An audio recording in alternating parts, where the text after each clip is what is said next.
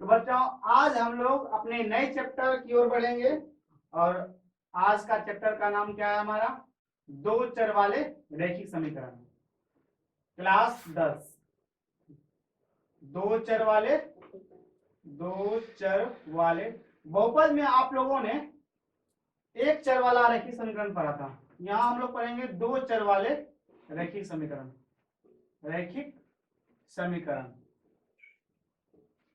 दो चर वाले रैखिक समीकरण के बारे में पढ़ेंगे। तो इस चैप्टर में क्या सब आपको पूछा जाएगा एग्जाम में से देखते हैं क्या सब पढ़ना है इसमें। दो चर वाला रैखिक समीकरण होगा, उसके बाद दो चर वाले रैखिक समीकरणों के युग्म होंगे, मतलब दो रैखिक समीकरण होगा। उसके बाद दो चर वाले रैखिक समीकरण का आलेख पढ़ेंगे। उसके बाद दो चर वाले रैखिक समीकरण युग्मों के आलेख पढ़ेंगे, ठीक है। फिर रैखिक समीकरण युग्मों के हलों की संख्या को देखेंगे। उसके बाद रैखिक समीकरण युग्म का बीजीय तरीके से क्या हल होगा इसको जानेंगे। तो इस चैप्टर में क्या सब पढ़ना है हमको? सबसे पहला बात, दो चर वाले रैखिक समीकरण क्या होता है? दो चर वाला रैखिक समीकरण ठीक। इसकी पहचान कैसे पहचानेंगे कि यह दो चर वाला रैखिक समीकरण है? दूसरा बात, रैखिक दो चर वाला रैखिक समीकरण के आलेख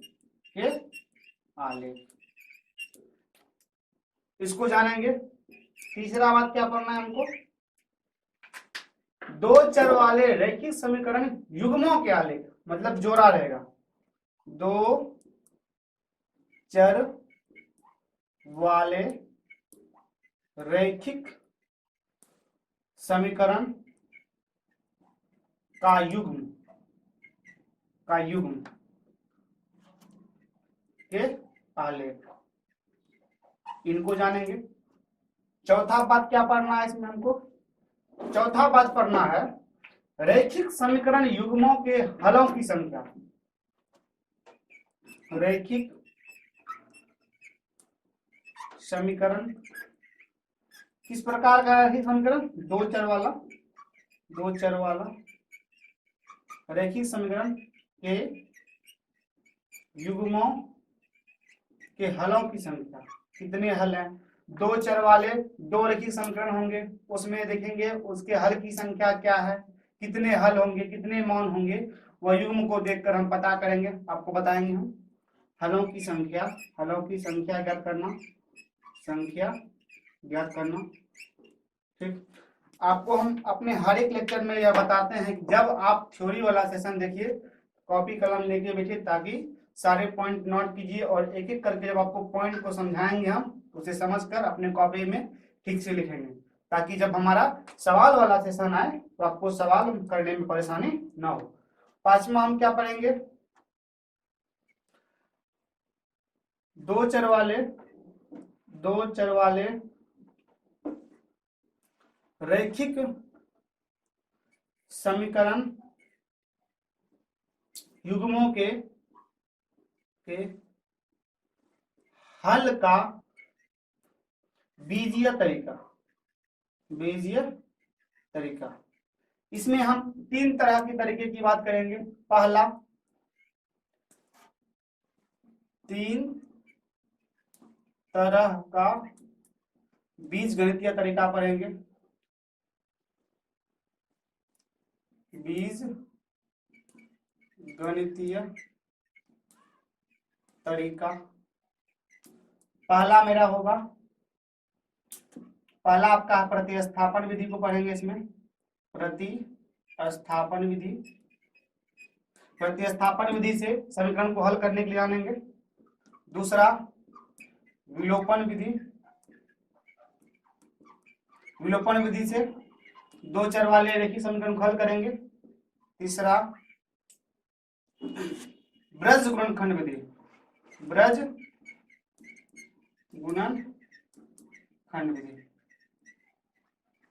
रैखिक दो चर वाले रैखिक समीकरण में ये सारे पॉइंट हम लोग को पढ़ने हैं और इसी सारे पॉइंट से एग्जाम में सवाल आता है। अगर इस सबको हम समझ जाते हैं जितने पॉइंट हैं, तब आपको दो चर वाले रैखिक समीकरण में किसी भी तरीके का सवाल करने में कोई समस्या नहीं होगी।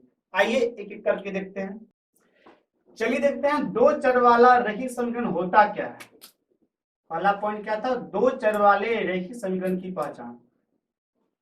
दो चर वाला रैखिक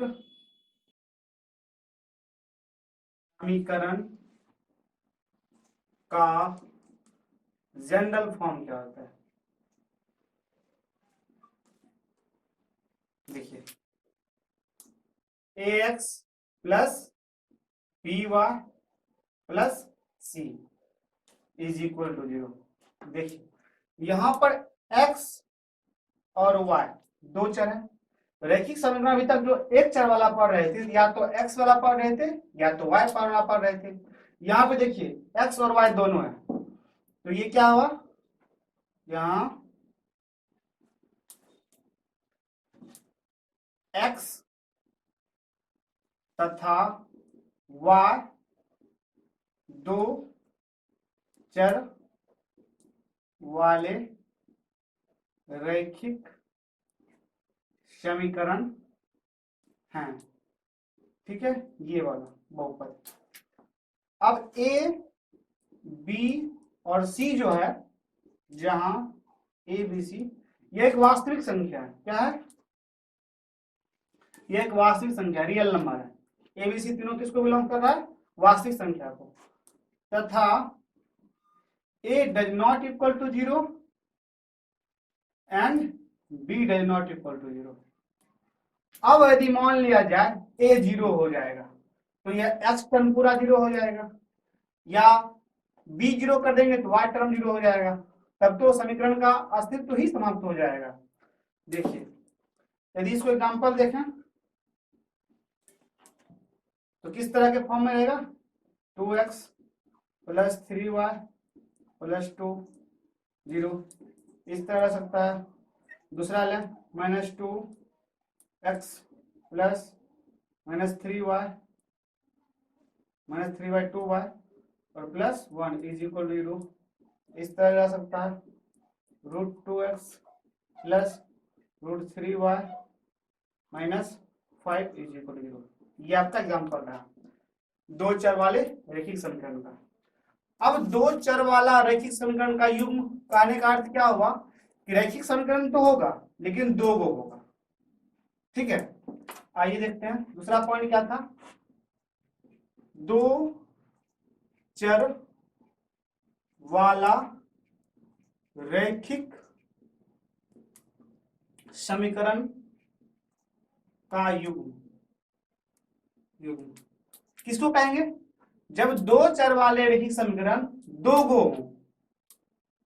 जब दो चर वाले रैखिक समीकरण की संख्या दो हो, तब दो चर वाला रैखिक समीकरण का युग्म कहलाएगा। दो चर वाला रैखिक समीकरण का युग्म कहलाएगा, जोड़ा कहलाएगा,